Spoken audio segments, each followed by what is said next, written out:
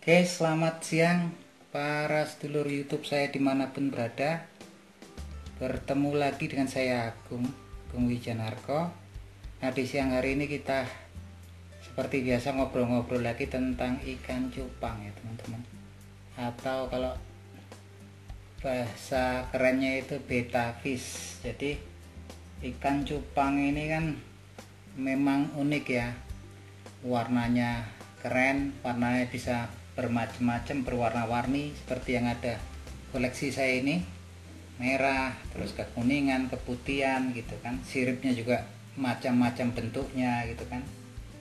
Tapi sepertinya masih kurang kalau kita nggak tahu tentang sejarah ikan cupang sendiri. Kita harus tahu gimana sih sejarah ikan cupang sendiri itu, dari asal muasalnya ikan liar kah ataukah ikan hibrid, ataupun dia ikan liar, gimana sih sejarahnya sampai dibudidayakan sama penghobi gitu. Nah, oke, kita mulai. Saya akan sedikit cerita tentang sejarah ikan cupang itu sendiri. Jadi ikan cupang yang sekarang kita kenal sebagai bahasa kerennya betta fish itu asal muasalnya adalah ikan yang aduan ya, dari daerahnya. Aslinya memang ikan cupang ini aslinya Asia Tenggara, dan dulu pertama kali itu namanya adalah ikan aduan Siam atau Siamese fighting fish ya. Aslinya dia ternyata dari Asia Tenggara ya, bukan dari benua yang lain ya gitu. Ini berdasarkan beberapa literatur yang bisa kita percaya. Nah, pertama kali di Thailand tuh adalah disebut di Thailand tuh pertama kali ikan cupang dibiakkan, kemudian dibudidayakan. Mereka menyebutnya dengan salah satunya ikan yang dikembangkan di Thailand tuh dulu adalah ikan cupang plakat, yang berarti ikan cupang petarung. Nah, cupang jantan ini seperti kita tahu, mungkin para penghobi juga udah pada tahu, terkenal agresif ya, membuka tutup insangnya. Ini jantan semua ini, dan dia mau menyerang, gigit sirip ataupun insang jantan yang lainnya. Nah, di alam liar ini pergelutan antara ikan cupang ini biasanya kurang lebih 15 menit.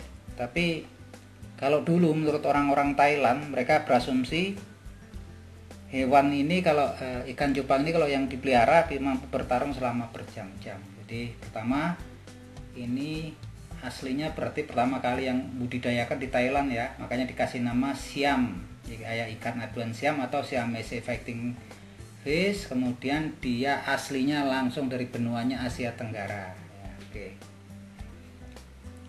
Jadi ikan cupang ini adanya udah ratusan tahun yang lalu, dan tempat asalnya pertama kali adalah di lembah Mekong, Laos, Thailand, Kamboja, Malaysia, juga sebagian di Indonesia, di Vietnam pun ada, dan di beberapa bagian di Cina.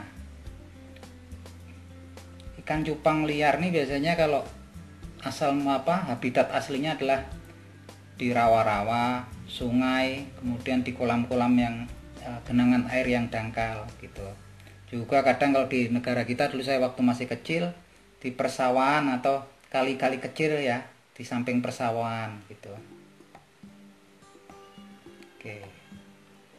Dan seperti berdasarkan para ahli, nah, di sini dilansir di harian It's a Feasting, cupang ini termasuk ke dalam kelompok khusus yang dikenal sebagai ikan labirin. Nah, ikan labirin, nanti teman-teman nanya ikan labirin itu apa sih? Jadi ikan labirin itu adalah ikan yang dia bernapas dengan insang di air, namun kadang-kadang dia perlu muncul ke permukaan air untuk mengambil udara. Itulah mengapa dia sering mengeluarkan gelembung tuh ya, ngambil oksigen, mengeluarkan CO2. Jadi ikan cupang ini ikan labirin ya, yang dapat bertahan hidup di air yang sangat sedikit dengan menghirup oksigennya dari permukaan air. Nah, berdasarkan literatur juga, bahkan sebelum tahun 1800-an anak-anak di Malaysia itu, orang asli Malaysia udah mulai tertarik sama cupang, dan mereka udah mulai mengumpulkan ya, memelihara ikan cupang sekitar tahun 1800-an berdasarkan melihat literatur. Dan juga mulai tahun 1800-an ketika dikumpulkan dari sawah, dari rawa-rawa, orang Malaysia itu udah mulai ngadu ya untuk brand ikan cupangnya ini. Ikan cupang ini secara literaturnya biasanya berukuran kecil, panjang antara 6 sampai 7 cm dan bertahan hidup rata-rata usianya sama 2 tahun.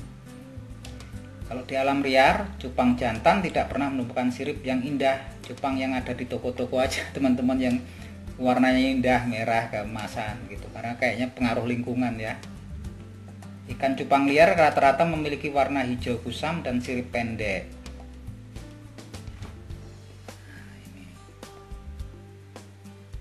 Nah, kalau yang sekarang berada yang udah dibreedingkan, mulai disilang-silangin dengan berbagai macam jenis ikan cupang dari berbagai daerah ataupun mungkin luar negara, itu menghasilkan jenis-jenis yang warnanya beragam ya. Nih seperti ini sebelah sini merah gitu kan, merah belang-belang kuning ini kan, satu beragam. Yang ini biru totol-totol, dan ini sekarang ini giant ya, ukurannya raksasa. Dari samping itu ya, ukurannya raksasa. Kalau yang belakang itu yang kecil. Nah, sekarang kita ngobrol sedikit tentang sejarahnya. Tadi kita ada cerita dikit. Sekarang perilaku reproduksinya buat teman-teman yang baru tahu belajar ya. Jadi perilaku reproduksi ikan cupang ini sendiri dimulai ketika cupang jantan sama betina itu bertemu. Kemudian pejantannya mulai meniup gelumbung di permukaan air ya. Nah, dia menghirup udara dari permukaan dan meniup gelembung berlapis lendir yang berada di permukaan air. Hal ini biasanya dilakukan ikan cupang jantan selama berjam-jam sampai sarang gelembungnya tebal. Kemudian dia mulai ngejar ya, mulai menggauli yang betinanya. Biasanya kalau yang akor tuh jantannya memikat betinanya dengan menunjukkan sirip, membuka tutup insangnya. Jadi kalau teman-teman lihat tuh dicampur ya, mengembangkan sirip, buka tutup insangnya, itu dia mulai mau ngerayu betinanya. Kalau betinanya nggak responsif atau tidak kooperatif, jantannya bisa berubah jadi kasar terkadang. Dia akan mulai menyerang dan menggigit ekor sama sirip ikan betina. Nah, itu perlu diantisipasi ya teman-teman, diperhatikan ketika kita jodohkan ikan cupang. Nah, biasanya kalau udah jodoh, jantannya akan membungkus satu sirip di sekitar betina dalam pelukan, bolak-balik kemudian membuahi sel telurnya. Setelah pergi yang jantannya, betinanya biasanya akan melepaskan beberapa telur yang dibuahi. Biasanya kalau waktu untuk setelah pembuahan bertelur tuh butuh waktu 3-7 kali pelepasan ya untuk dikeluarkan telurnya. Nah, setelah keluar, biasanya kalau saya itu kasih daun di atas ya, di permukaan air. Betinanya biasanya senangnya naruhnya di atas permukaan daun atau objek lain di atas permukaan air. Biasanya kalau enggak di dasar ya nanti. Nah, setelah itu biasanya jantannya yang akan ngambilin telurnya, menangkap telur dan memasukkannya ke mulut yang sudah dilapisi lendir sebelum menempelkannya ke sarang gelembung yang sudah berjantan bentuk. Nah, itulah yang jantan yang ngumpulin telurnya ya teman-teman. Tapi saya lihat sih rata-rata tuh betinanya seneng naruhnya di atas daun atau apa telurnya. Kalau yang di dasar saya kadang-kadang juga di dasar ya. Tapi kesenangannya kalau kita kasih objek tertentu di atas permukaan air, dia naruhnya di situ. Setelah itu biasanya jantannya setelah ngambilin telur dan naruh telurnya ke gelembung, pejantannya jadi agresif ya, mendorong betina dan menjaga sarang telurnya. Dan kira-kira biasanya 24-40 jam kemudian sel telurnya netes. Nah, itu kurang lebih ya teman-teman, cerita sedikit singkat tentang sejarah ikan cupang dan mungkin kronologi dia berkembang biaknya ya gitu. Sedikit campur-campur ceritanya. Nah, pokoknya itu kayaknya sejarah ikan cupang ini udah panjang banget, udah dimulai dari sekitar tahun 1800-an. Dia antara bangsa Vietnam, bangsa Thailand sama bangsa Malaysia itu memang udah mulainya panjang ya sejarahnya. Sejarahnya kayaknya asal muasalnya pertama kali ya orang-orang yang budidayakannya adalah orang Thailand dan orang Malaysia ya gitu. Nah, kurang lebih begitu. Semoga bisa menjadikan informasi yang berguna, bermanfaat buat teman-teman yang masih pemula hobi ikan cupangnya seperti saya nih. Nah, gitu aja. Nggak lupa minta bantuan subscribe sama like sama loncengnya, biar saya nanti kalau bikin konten-konten tentang ikan cupang lagi teman-teman dapat notifikasi dari saya. dan nambah sedulur saya di hobi ikan cupang ini ya teman-teman gitu.